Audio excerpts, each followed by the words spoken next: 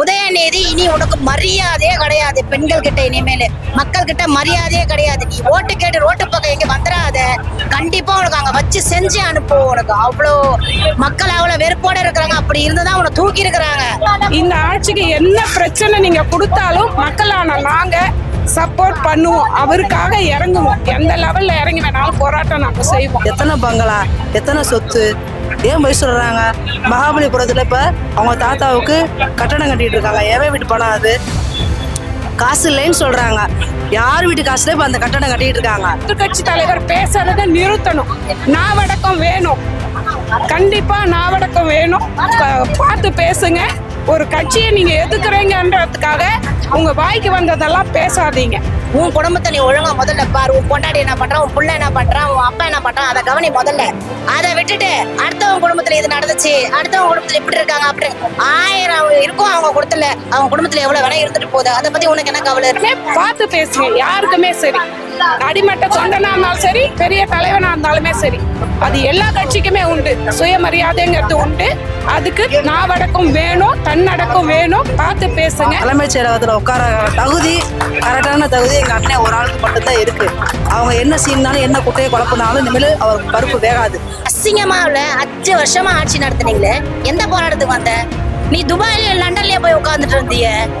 அப்ப எத்தனை பேர் கூட உட்காந்து நீ அங்க எவ கூட இருந்தா யார் கூட இருந்தா எனக்கு தெரியாதா? காசுல நீங்க குளிர்காயிறீங்க. எதுக்கு உங்களுக்கு இந்த பொழப்பு? இனிமேல் அந்த பொழப்பு நடக்காது. நீங்க இனிமேல் எந்த ஆட்சியில வர முடியாது.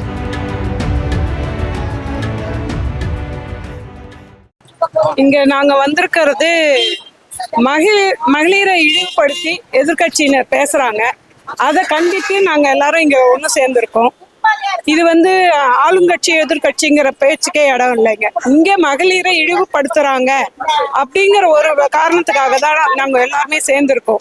அவரோட சுயமரியாதையை கெடுக்கிற மாதிரி யாரும் பேசக்கூடாது. பேசுனீங்கன்னா நாங்க அவருக்காக குரல் கொடுக்க தயாரா இருக்கோம். தமிழ்நாட்டு மக்கள்ல பல கோடி மக்கள் இருக்கும். சின்ன குழந்தையில இருந்து வயசானவங்க வரலாம் இன்னைக்கு தளபதியோட ஆட்சியை விரும்புறாங்க. அவங்க எல்லாருமே இறங்குவோம். நாங்க இறங்கி கண்டிப்பா போராட்டம் செய்வோம். இது மாதிரி இனிமேல் எதிர்கட்சி தலைவர் பேசுறதை நிறுத்தணும். நாவடக்கம் வேணும். கண்டிப்பா நாவடக்கம் வேணும். பார்த்து பேசுங்க. ஒரு கட்சியை நீங்க எதுக்குறீங்கன்றதுக்காக உங்க வாய்க்கு வந்ததெல்லாம் பேசாதீங்க. பார்த்து பேசுங்க. எதா இருந்தாலுமே யோசிச்சு பேசுங்க. எல்லாருக்குமே தன்மரியாதைங்கிறது முக்கியம். சொந்த பிரச்சனைகளையும் இதையும் அரசியல் ஆக்காதீங்க. உங்களுக்குள்ள நிறைய விஷயங்கள் இருக்கு. அதெல்லாம் எல்லாம் மக்களுக்கே தெரியும். ஒவ்வொரு மக்களும் சொல்ல ஆரம்பிச்சாங்கன்னா நீங்க இந்த நாட்டிலேயே வாழ முடியாது. பாத்துக்கோங்க. எதிர்கட்சி தலைவர்கள் எல்லாருமே பார்த்து பேசுங்க. யாருக்குமே சரி, அடிமட்ட தொண்டனா இருந்தாலும் சரி, பெரிய தலைவனா இருந்தாலுமே சரி, அது எல்லா கட்சிக்குமே உண்டு. சுயமரியாதைங்கிறது உண்டு. அதுக்கு நாவடக்கம் வேணும், தன்னடக்கம் வேணும். பார்த்து பேசுங்க. நன்றி. எங்களுக்கு என்னென்ன இந்த ஆர்ப்பாட்டத்துக்கு எதுக்கு வந்திருக்கோன்னா, உதயநிதி தேவையில்லாம எங்க தளபதி ரொம்ப சீண்டி விடுறாரு. நம்பர் 1 இல்ல, வேலை செய்யவே விட மாட்டாரு. எங்க தளபதி ஜெயிச்சு வந்துட்டாரு. அவர் வேலை செய்ய விட்டா இவங்களுக்கு என்ன கஷ்டமா இருக்கு? ஒவ்வொரு தொகுதியிலையும் ஒவ்வொரு பகுதியில ரொம்ப டார்ச்சரை பயங்கரமா கொடுக்குறாங்க. எங்களை வேலை செய்ய விடாம ரொம்ப அநியாயம் பண்றாங்க. இது எதுக்கு இந்த மாதிரி பண்றாங்க சொல்லுங்க? ஆட்சியில உட்காந்தாச்சு எங்க அண்ணன். நாங்க செய்யற வேலையை நாங்க செஞ்சுக்கிட்டே இருக்கோம்ல. எதுக்கு குடைச்சல் கொடுக்குறீங்க? குற்றச்சாட்டு அவங்க தான் வச்சுக்கிட்டே இருக்காங்க. நாங்க வைக்க கிடையாது. அது பண்றாரு, இது பண்றாரு, கொடையை பிடிச்சிட்டு போறாரு, பட்டு வேஷ்டி சட்டை கட்டிட்டு போறாரு, சிப்கார்டுக்கு நேற்று போயிருக்காரு, காரை ஓட்டி பழகுறாரு. இவங்க ரெடி பண்ணி வச்ச காரா? உங்க அப்பா வீட்டு சொத்தவா ரெடி பண்ணி வச்சாரு காரு? இல்ல, எதுக்கு எடுத்தாலும் எங்கதுன்றாங்க. அவங்க கிட்ட 50,000 மட்டும் தானே இருந்துச்சு. காசே இல்லைன்னு சொல்றாங்க. இப்ப லண்டன் ஃபேமிலியோட போயிட்டு வந்தாங்களே, எவன் வீட்டு பணத்துல போயிட்டு வந்தாங்க? மக்களுடைய பணத்துல தானே போயிட்டு வந்தாங்க. அப்புறம் நாங்களாம் இத்தனை வருஷமா இழிச்சாவஸ்தரமா இருந்துட்டோம். ஓட்டு போட்டுட்டோம். இனிமேல் அப்படி இருக்க மாட்டோம். எங்க தளபதி தான் எல்லாமே. சரிங்களா? அவர் தப்பு பண்றாரு நீங்க சொல்றீங்க. அவர் இப்பதான் கரெக்டான ஆன்சர் எங்களுக்கு கொண்டு வராரு. ரொம்ப புத்தியோட நாங்களாம் இப்பதான் வேலை செய்ய ஆரம்பிக்கிறோம். எங்க மைண்டு இப்பதான் கரெக்டா போகுது. அதனால இனிமேல் டிஎம்கேக்கு இனிமேல் வேலை கிடையாது. எத்தனை 1000 ஜென்மம் இருந்தாலும் எங்க அண்ணன் தான் தளபதி. எங்க அண்ணன் தான் சிஎம். தலைமைச் செயலகத்துல உட்கார தகுதி, கரெக்டான தகுதி எங்க அண்ணன் ஒரு ஆளுக்கு மட்டும்தான் இருக்கு. அவங்க என்ன சீனாலும் என்ன குட்டையை குழப்பினாலும் இனிமேல் அவர் பருப்பு வேகாது. இன்னைக்கு அவங்க மகன் அரெஸ்ட் பண்ணியிருக்காங்க. நாளைக்கு அவங்க அப்பா இப்படியே படிப்படியா போய்கிட்டே இருந்துரும். கடைசியில் அவங்க குடும்பம் நடத்துறதா வரப்போகுது. இருக்கிற சொத்தெல்லாம் புடுங்க ஆரம்பிச்சிருவாரு எங்க தளபதி. காசே இல்லை, காசு இல்லைன்றாங்க. அப்புறம் எதுக்கு இவ்வளவு காசு வச்சுக்கிட்டு எதுக்கு இருந்தாட்ட ஆடுறாங்க? எத்தனை பங்களா, எத்தனை சொத்து, ஏன் போய் சொல்றாங்க? மகாபலிபுரத்துல இப்ப அவங்க தாத்தாவுக்கு கட்டணம் கட்டிட்டு இருக்காங்க. எவன் வீட்டு பணம் அது? காசு இல்லைன்னு சொல்றாங்க.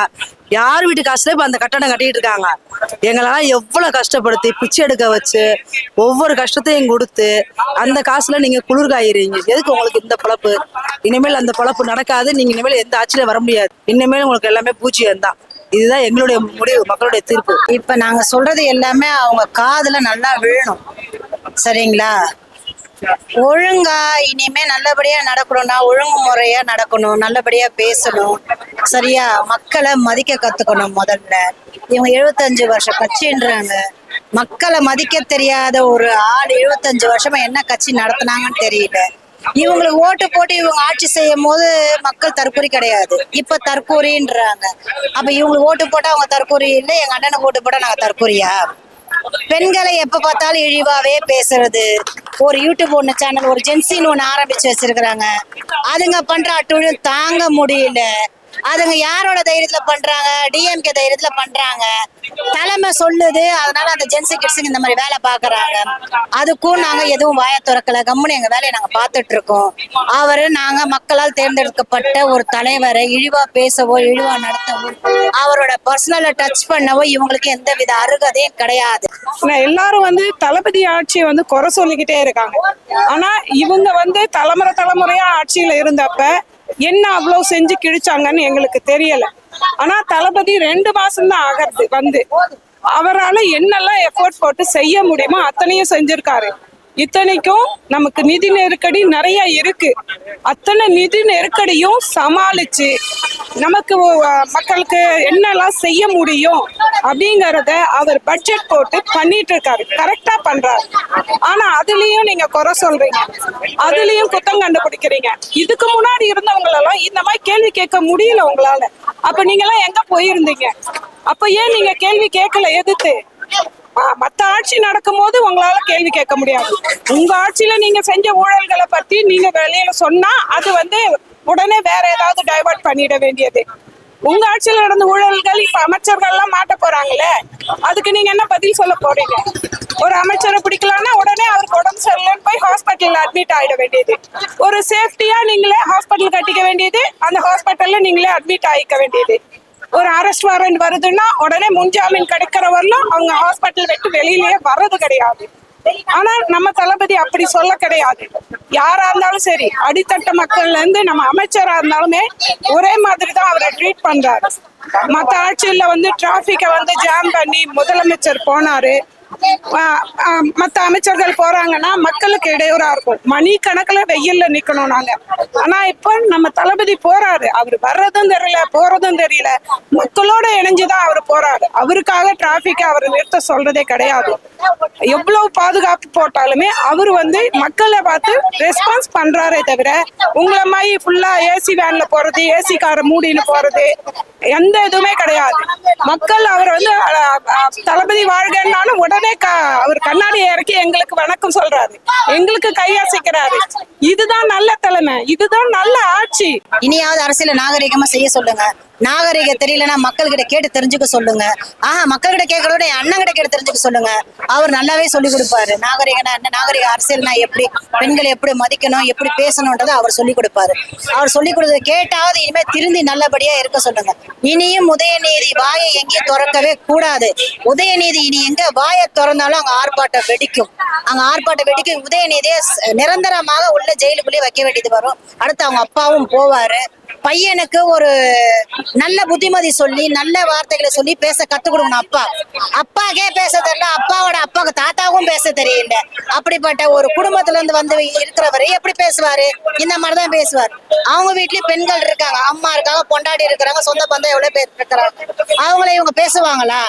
ஒருத்தரோட பர்சனல் எடுத்து பேசுறதுக்கு உனக்கு யார் அந்த ரைட்ஸ் கொடுத்தா? உனக்கு பர்சனல் பேச வேண்டிய அவசியமே உனக்கு கிடையாது. அவங்க பர்சனல் 1000 இடம், உங்க பர்சனல் எவ்வளவு இருக்குது அதை நாங்க எடுத்து சொல்லட்டுமா? இல்ல எங்க அண்ணா அதை எடுத்து சொல்லிட்டு உட்கார்ந்துட்டு இருக்காரா? வேற வேலை இல்ல அவருக்கு. அவர் வராரு, அவர் வேலையை பாக்குறாரு, அவர் மக்களுக்கு என்ன செய்யணும் அதை மட்டும் தான் யோசிக்கிறாரு. அதன்படி அவர் நடக்கிறாரு. அந்த மாதிரி நீ பார்த்து கத்துக்க. உனக்கு இதனால ஒரு 75 வருஷம் அரசியல் பண்ணிருக்க, அரசியலை பத்தி எதுவுமே தெரியல. எங்க அண்ணன் இன்னைக்கு வந்திருக்காரு, இன்னைக்கு நல்லது செய்யறாரு. அதை பார்த்தாவது கத்துக்கிட்டு திருந்த பாரு. சரியா? இது வரைக்கும் நீங்க யாருமே கொடுக்கலையே. இந்த மாதிரி ஆட்சி காமராஜர் ஐயா பண்ணியிருக்காரு. நாங்க புத்தகங்கள்லாம் நிறைய படிச்சிருக்கோம், நிறைய கதைகளா கேள்விப்பட்டிருக்கோம். ஒருத்தர் ஒரு சாதாரண சாமானிய மக்கள் அவர் வந்து காமராஜர் ஐயாவை பார்க்கணும்னு ஆசைப்பட்டார்னா அவர் கார்ல இருந்து இறங்கி போய் அவருக்கு மரியாதை கொடுத்து அந்த சாமானியனை மதிச்சாரு. அதுதான் இன்னைக்கு எங்க தளபதி அது பண்ணிக்கிட்டு இருக்காரு. சாமானியனை மதிக்கிறாரு. சாதாரண ஒரு சின்ன குழந்தையா இருந்தாலுமே அந்த குழந்தைக்கு ரெஸ்பெக்ட் கொடுத்து மரியாதை கொடுத்து பேசுறாரு. என்னைக்குமே எங்கேயுமே ஒருமையில பேச கிடையாது. நீங்க வாங்க போங்க தான். ஆனா மத்த ஆட்சிகள்ல இந்த மாதிரி யாருமே பண்ணது இல்ல. எதிர்கட்சி வந்தவொடனே அவன் இவன் நீ அப்படின்னு தான் சொல்லியிருக்காங்களே தவிர அவரோட பதவிக்கு வந்து ரெஸ்பெக்ட் கொடுத்து அதுக்கான இது கொடுத்ததே கிடையாது யாருமே. உடனே எதிர்கட்சிக்காரங்க ஒண்ணு வரான் நான் இதை செய்ய மாட்டேங்கிறதெல்லாம் கிடையாது. நம்ம அமைச்சர்களும் சரி முதலமைச்சரும் சரி ஒரு பிரச்சனைகளை மக்கள் கொண்டு போகும்போது அது எப்படி சால்வ் பண்ணலாங்கிறத யோசிக்கிறாங்க. அது பட்ஜெட்ல எப்படி கொண்டு வர்றதுங்கிறதும் பாக்குறாங்க. அது இப்போ கரண்ட்ல நடக்குது. இந்த ஆட்சி கண்டிப்பா எங்களுக்கு தொடரணும். அதுக்கு நாங்க சப்போர்ட் பண்ணிக்கிட்டு தான் இருப்போம். எப்பவுமே நம்ம வந்து தின்னத அசிங்கத்தையே தின்னுட்டு இருக்க கூடாது.